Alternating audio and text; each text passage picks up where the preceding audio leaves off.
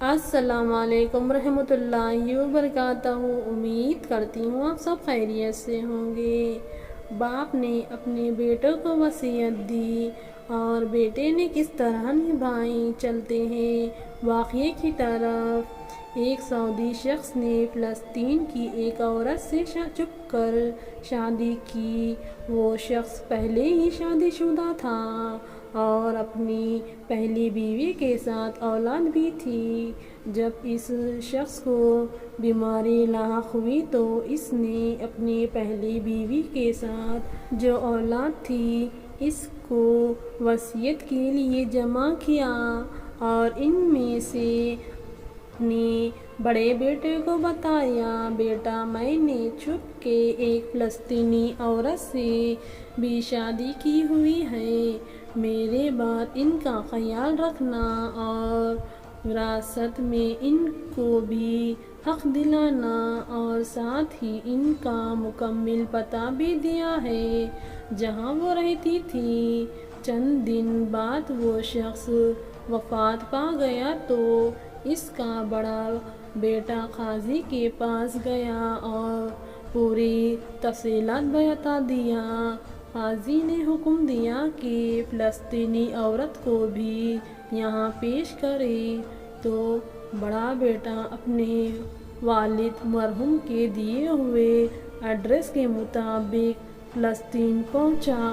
بڑی مشکل سے اس گلی میں پہنچا جہاں وہ رہتی تھی اور اس عورت سے ملاقات ہو گئی۔ اس عورت نے اقرار کیا کہ میں وہی عورت ہوں جس کو تو تلاش کر رہا ہے، اور مجھ تک یہ خبر بھی پہنچی کہ میرے شوہر کا انتقال ہو گیا۔ تو بڑے بیٹے نے بھی ساری تفصیل بتا دی اور ان کو سعودی کی طرف سفر کے لیے قائم کیا اور اس کو لے کر سعودی پہنچا اور سیدھے قاضی کے پاس گیا۔ قاضی کے فیصلے کے مطابق اس عورت کے حصے میں 8 لاکھ ریال آئے اور ساتھ ہی قاضی نے حکم دیا کہ ان کو عمرے کی ادائیگی کے بعد فلسطین روانہ کیا جائے۔ بڑے بیٹے نے ایسا ہی کیا۔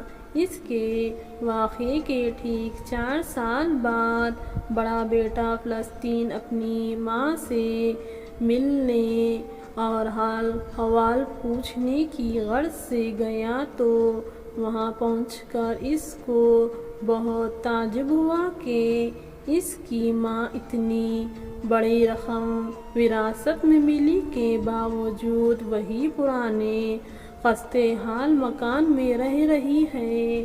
اس نے وجہ دریافت کی تو ماں جی اس کا ہاتھ پکڑ کر ایک جگہ پر لے گئی جہاں ایک بڑا اسلامی ادارہ قائم تھا۔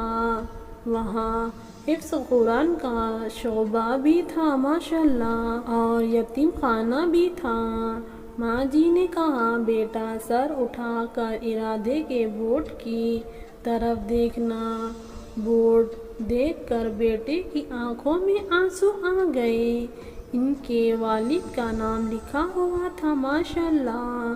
اس نیک بخت عورت نے کہا، میں نے یہ ادارہ اپنے وراثت کے پیسوں سے بنایا ہے اور اپنے شوہر کا نام پر وقف کیا ہے ماشاءاللہ، تاکہ ان کو اس ادارے کی وجہ سے ثواب مل سکے۔ سبحان اللہ، یہ سچی محبت، ورنہ اس پیسے سے وہ ایک عالی شان بنگلہ بھی بنا سکتی تھی، پر انہوں نے سوچا کہ بنگلہ تو عارضی چیز ہے، البتہ یہ اسلامی ادارہ ان کے اور ان کے شوہر کے آخرت میں کام آئے گا۔ سبحان اللہ۔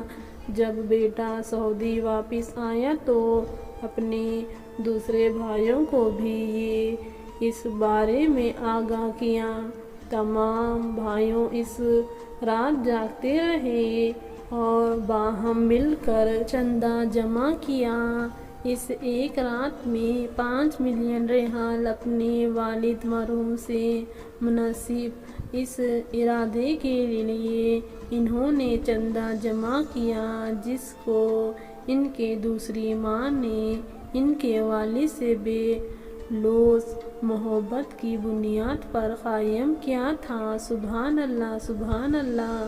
یہ واقعہ وہاں کے عربی اخبار میں بھی چھپ چکا ہے۔ ناظرین، موجود دور میں رئیسوں کی اولادیں وارثین رقم کے حصول کے لیے اپنے والد کے مرنے کا انتظار کرتے ہیں۔ بے شک، اور جو سچی محبت کرتے ہیں اپنی مرنے والے کو توشہ آخرت بچھانے کی فکر میں رہتے ہیں۔ سبحان اللہ۔ بے شک ان کے متعلقین سے صلہ رحمی کرنا اور ان کے دوستوں سے عزت کے ساتھ پیش آنا، ہمیں چاہیے کہ ہم اپنے پیاروں کو اس دنیا سے جانے کے بعد بھول نہ جائیں۔ بے شک حضرت ابو سعود مالک بن ربیعہ فرماتے ہیں کہ ہم حضور صلی اللہ تعالیٰ علیہ وسلم کے پاس موجود تھے کہ اتنے میں بنو سلمہ کا ایک شخص آیا اور اس نے نبی کریم صلی اللہ تعالیٰ علیہ وسلم سے دریافت کیا، یا رسول اللہ صلی اللہ تعالیٰ علیہ وسلم، میرے والدین کی وفات کے بعد بھی ان کے ساتھ حسن سلوک کی کوئی وصیت ہے جس کو میں اختیار کروں؟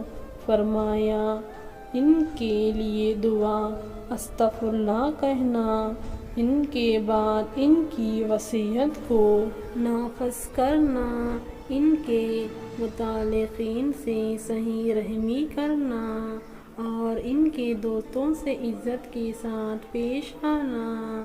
ہمیں چاہیے کہ ہم اپنے پیاروں کو اس دنیا سے جانے کے بعد بھول نہ جائیں، بلکہ ان کے لیے صدقہ جاری کرتے رہیں۔ بے شک، اور خاص کر اپنے والدین کو راحت پہنچانے کے لیے زیادہ سے زیادہ صدقات اور دعائیں کریں۔